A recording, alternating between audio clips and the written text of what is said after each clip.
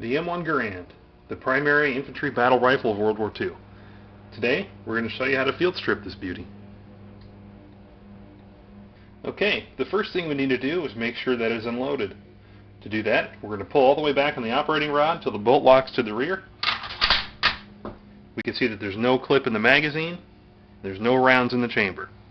And to close it, pull back on the operating rod a little bit, push down on the follower, let that go forward, and then it'll close.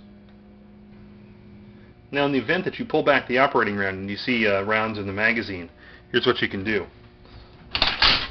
In this case we're using empty 30-06 shells just for demonstration purposes. On the side here is a little button. You could push this while holding back the operating rod and it'll eject the clip right out. Push down on the follower and then you can close the action. Alright, now that it's unloaded, we can flip the Garand over, and here we have the trigger guard. What you can do is pull the rear of this, it's kind of a spring-loaded device. It unhooks from the back here, then it rotates right up. You can pull this right out. Alright, now that the trigger guard is removed, we can take the bottom of the stock off. Just tap the back of the buttstock, and it comes right off.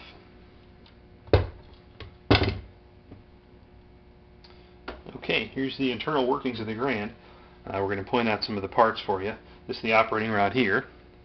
The operating rod spring goes here. It hooks onto the follower arm, which is this piece right here. The operating rod catch assembly and the bullet guide. These are the pieces we need to take out now. So first thing to do is take out the spring, pull it back and it unhooks. Then we can push out, there's a small pin here.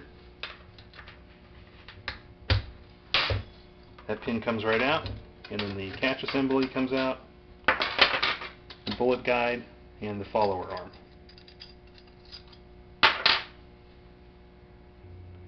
Alright, once we have those pieces out, we can remove the follower. And then looking at the rear of the receiver, you can see a small notch here. What will happen when you pull the operating rod back, you give a little downward and outward pressure, and it'll pop right out. Then you can remove the operating rod, and then the bolt is in here. That usually just slides right out. And now it is field stripped. Okay, and now to put it back together. What we have here is the bolt. This little lug on the bolt here runs in this channel along the receiver. And there's another one here in the back. What to do is run those through the rear of the receiver. And make sure that lug is in that channel, and then the bolt will slide freely in here. Flip it back over and put the operating rod back in.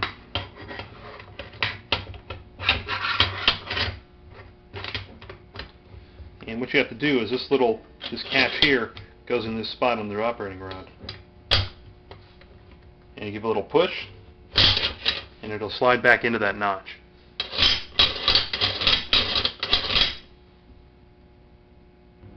Okay, now we can put everything back together. The follower goes in these little guides right here. The bullet guide goes in these notches. The operating rod catch assembly fits underneath the bullet guide and behind the clip ejector. The follower arm goes in and it rides on the follower right here. That all goes in, and then we can put the pin back in.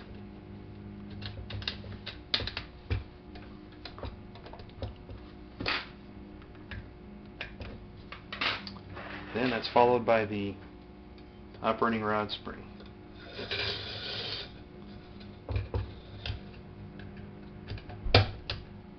Sometimes you have to move the follower arm up just a little bit to get the spring in. Make sure this is operating correctly. It's part of the operating rod catch. During reassembly, one thing you have to keep in mind is that the rear of the operating rod catch assembly has to fit under the clip ejector, which is that little tab you can see right there. The spring loaded, this way you'll know you have it in the right spot. We just have it demonstrated here with all the other parts for clarity. It's interesting to see how the internals of the Garand work. Let's lock the operating rod back, and you can see it catches on the catch assembly here. What you can do is pull back the operating rod, push down on the follower, and you see how it releases the catch. Okay, the rest of the assembly is pretty easy. Stock goes right back on, and then the trigger group goes in.